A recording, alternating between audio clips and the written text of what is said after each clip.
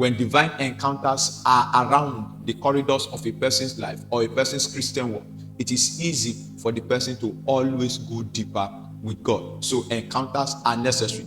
And I said that anyone you see that is burning for God with deep hunger every day, burning for God, that person has been exposed to several schedules of encounter that has kept his fire for God burning.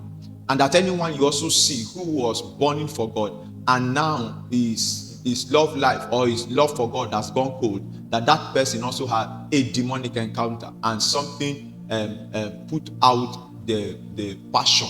The passion is passion for God. So that encounters are both demonic and divine. As a way to remind us that encounters are both demonic and divine. But we are dealing on divine encounters. And we also look at it from the perspective of Moses, who in Exodus chapter 3, who turned aside concerning the burning bush, that he was able to encounter God at that point and knew what is the next 40 years will look like. Even though Moses was never aware that that journey was going to take the next 40 years of his life. But you see that from that moment, from the burning bush down till when Moses died and Moses passed to glory, his life was regulated by that encounter he had. And that was just the beginning of other encounters he was having. There were schedules of encounter he kept on having as he was going about the things God has called him to do. So you will see that the way we can minimize error. In fact, I will tell you this, that people who are able to apply the education, the encounter supply, their mistakes are minimal.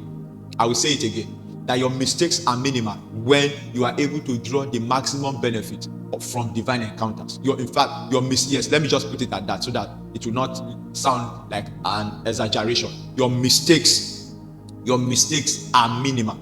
So you see Moses that as he kept on walking with God, the encounters were scheduled. Sometimes God will say, come up Peter, meet me on the mountain, meet me at this place. So there were schedules of encounter.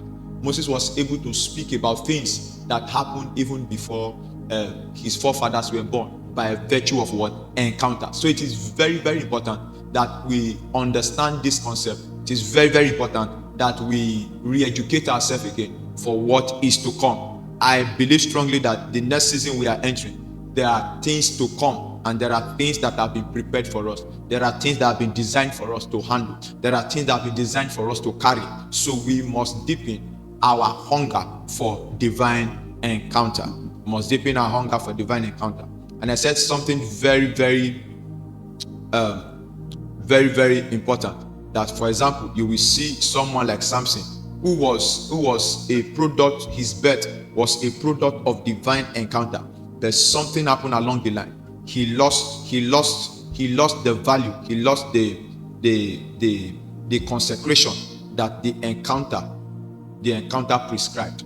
He lost this consecration that the encounter prescribed, and that resulted to him losing his sight and all of that. And Samson was a victim of what? Demonic encounter. So I went further last week to also tell us about Jacob, who had encounter in Bethel, he had encounter in Mahanaim, and he had encounter in Peniel. I said schedules of encounter, one after the other. Sometimes the first may not make sense, the second may not make sense, that it may start making sense from the top.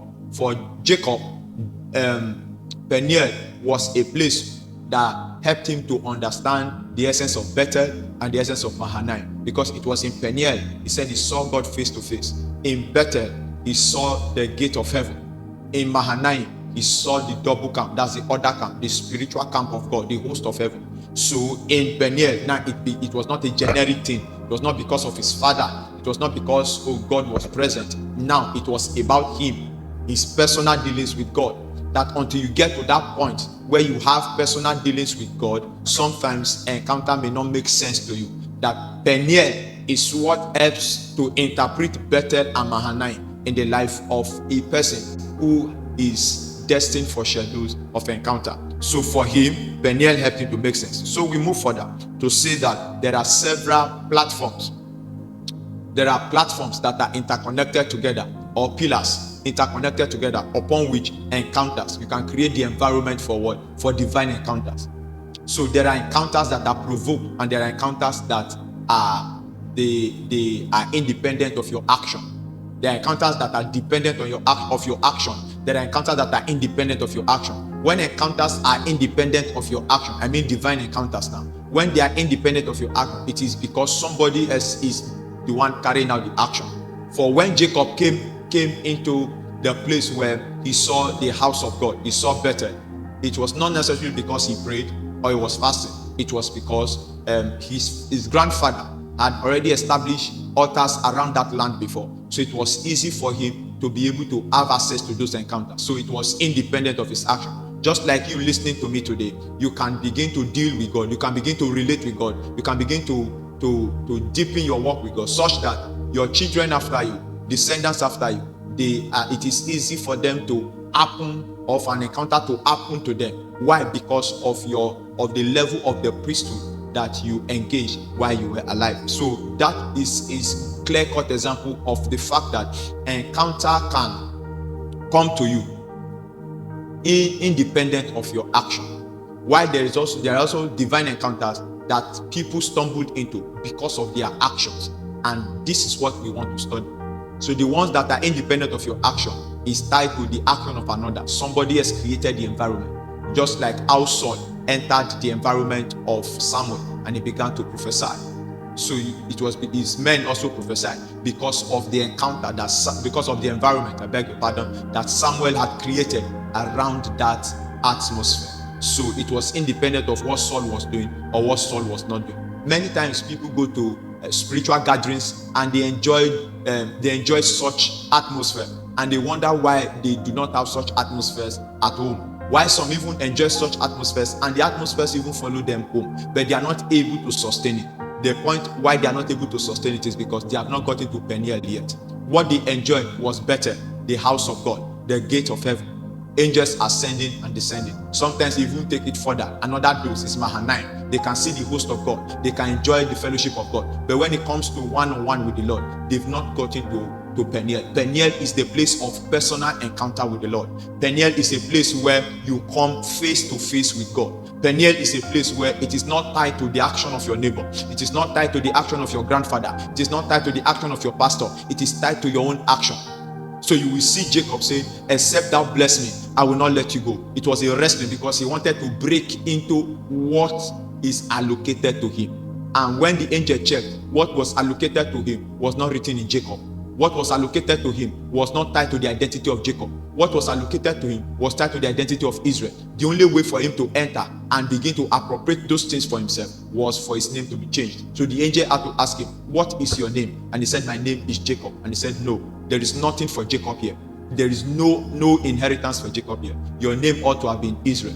But however, it is not too late. Now your name shall be called Israel. So that was a personal encounter. And I said, for those things to happen, Jacob did a lot of things. You will see how he put his family aside. He was desperate. He was anxious. He set aside to seek the face of God. He set his family aside because he was about to meet Esau, and he did not know what would be the outcome of that meeting, because the last time they saw, Esau wanted to kill him. So you see that he was desperate. So I said there are 7 pillars, and I hope that we are able to press into these things and build environment of encounter. And I said number 1 is prayer.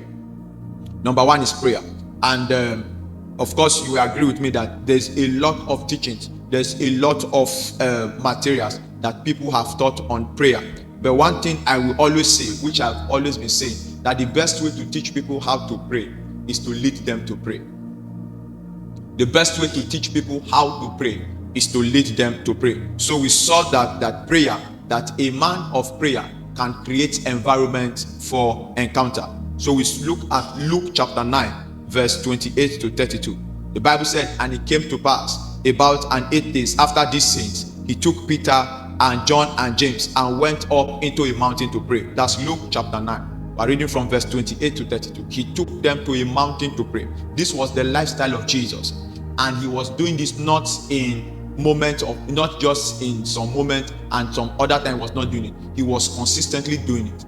Jesus was consistently praying. And I believe maybe that day they were interested. Maybe they have been disturbing him that we would like to see how you pray. We would like to have an experience of what happens to you or what you encounter each time you pray on the mountain. And this day Jesus said, why not? Bible said after 8 days, so it means there was an event before this event was recorded. But after 8 days, what happened was that he took Peter, he took John, he took James, and he went up into a mountain to pray.